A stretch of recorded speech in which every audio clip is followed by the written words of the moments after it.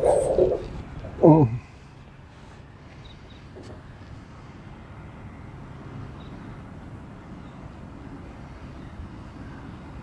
I'm here in Savannah,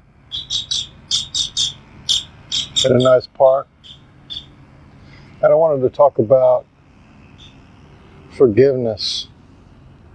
It's a big issue. It just keeps coming up on my pages, and people talk about should I forgive, and how do I get over this pain, and it's forgiveness. And so the preachers and teachers tell you have to forgive, you have to forgive. It's like this big thing, you got to forgive, or else you're going to carry that pain with you forever. But really, it's kind of a lie. The government wants you to forgive. The religion wants you to forgive, and your family and friends want you to forgive, because that keeps you as a victim. Something bad happens to you, and then you forgive who hurt you.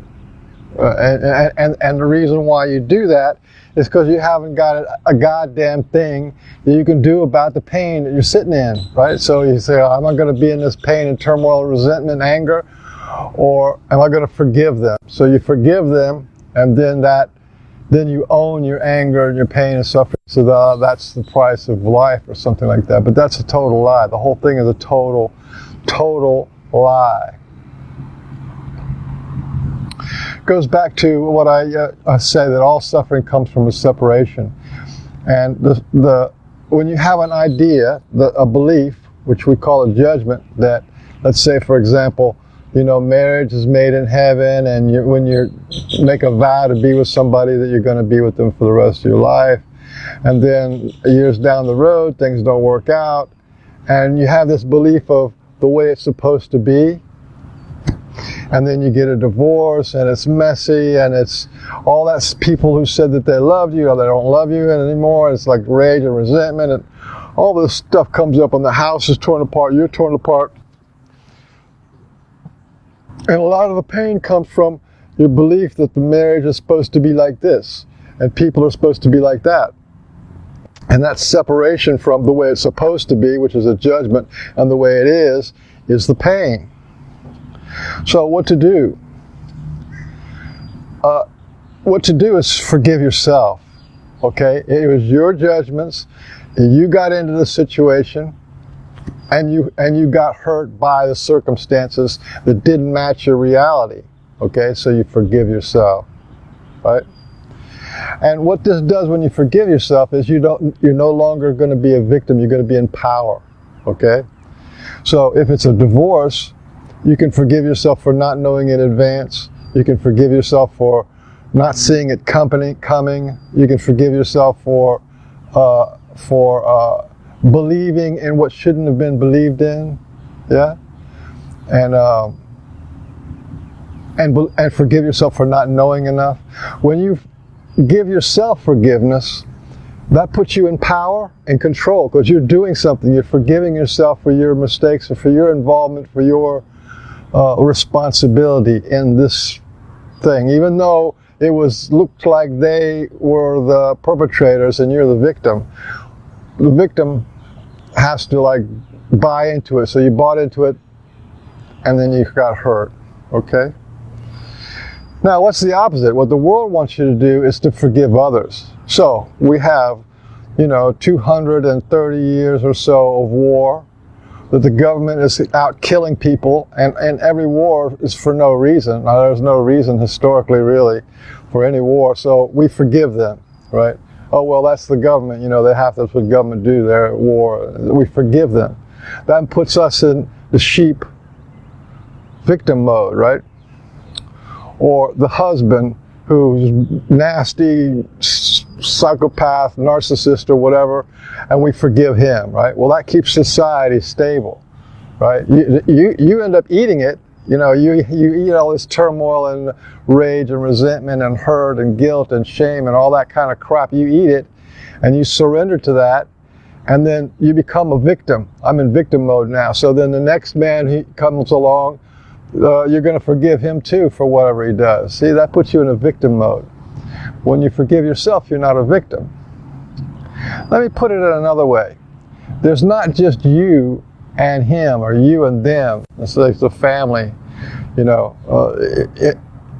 Somebody dies, and then all the family turn into like hellcats, and they're trying to divide up the money and divide up the property and stuff. And it's like, that's not what a family is all about. And then everybody gets all wounded, their wounds come out, and it's just a nightmare, see? So, but inside you, it's not just you. Okay, we have these four parts: spirit, heart, will, and body. And the will is our emotional body, okay? So, imagine your will, your emotional body, as your inner child, okay? It is a part of you, but it is separate from you. It is what feels the feelings for you. Will feels the feelings for you, and that allows you to either acknowledge them or not acknowledge them. Now, let's say the same scenario with the divorce or something, and the man or the woman who's the perpetrator hurts your inner child, right? So, the real victim is your will, the inner child, the deep feminine, your emotional body. That's the victim. And the perpetrator is this man or woman who's done all this dirt, right? Now, if you're in the position where you have no other recourse, you don't have any tools or technology, you don't have any understanding or any modality, but to forgive them, it's like holding on to the child's hand after they've been abused by this person, right? And then you say to the person, I forgive you for molesting my child, for hurting my child, for attacking or being a perpetrator of pain for my child. You forgive them. How ridiculous is that? You see the feeling of that? So here you are as a responsible adult, forgiving the person who hurt your inner child, who hurt your child. That's what society wants. That's what the government wants. That's what religion wants, because it keeps you in a victim mode and keeps you, anything. The way society works is anything that is put on you, you're supposed to surrender, yeah, and be the victim of the taxes, the victim of the laws, the regulations, be the victim of this war and the economy and all this kind of stuff, and the homelessness, all this stuff. They want you to be the victim of that. And so in order to do that, you have to forgive them, right? So forgiveness has been sold to us like a bag of rocks for I don't know how long. You don't ever have to forgive anybody for anything. What calls for forgiveness is the pain in your emotional body. If you have pain in your emotional body, then that means somebody caused it. Either you caused it or they caused it, right? So it's that pain is the call to action. And in this case, everybody's telling you, the society's telling you to forgive and forget, right? And move on. Well, your emotional body doesn't ever move on. It feels that.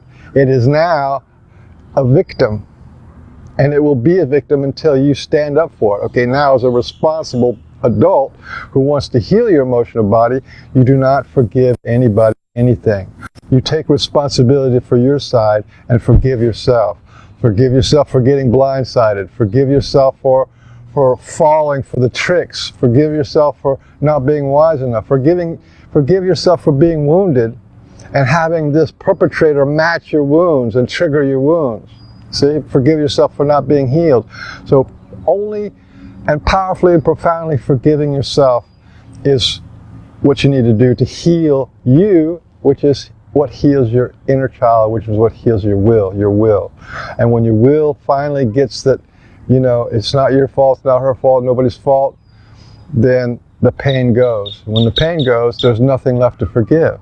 And that's where you want to be. You want to be in a place of power, not a victim. You want to be in a place of power with nothing left to forgive, and to be in a place where you are guiding and protecting your inner child, not sacrificing your inner child. This is what happens when you have, bad relationship, or bad things happen over and over again. That's like offering your inner child up as a sacrifice to this world. and you forget, and because your inner child is a victim, you feel like a victim. That's the way it is. That's hard knock life, or the world sucks, or however the judgments that you have that are forming this box for you to live in perpetual pain. That comes from forgiving on the outside. Turn that around 180 degrees and only forgive on the inside. Now, it may take longer, right? But then you don't have to carry around denial for the rest of your life. You don't have to be in a victim mode for the rest of your life, and you don't have to carry around this wounded inner child crap. You know, that it's too much. You're an adult now, and you can take care of yourself. So there's a lot of confusion about forgiveness, and everybody talks about forgiveness. Well, I'll give you an example. When you do Ho'oponopono, right?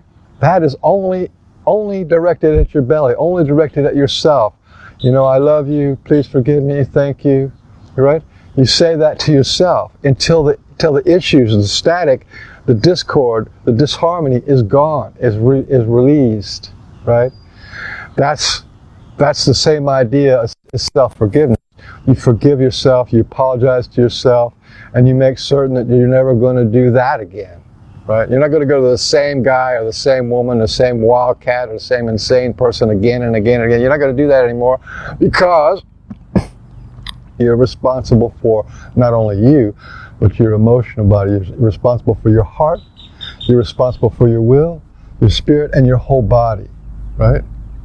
So I wanted to set the record straight so that people understand that this is what forgiveness is all about. It's self-forgiveness, because it was ultimately it's your responsibility what went down, and the healing of the aftermath.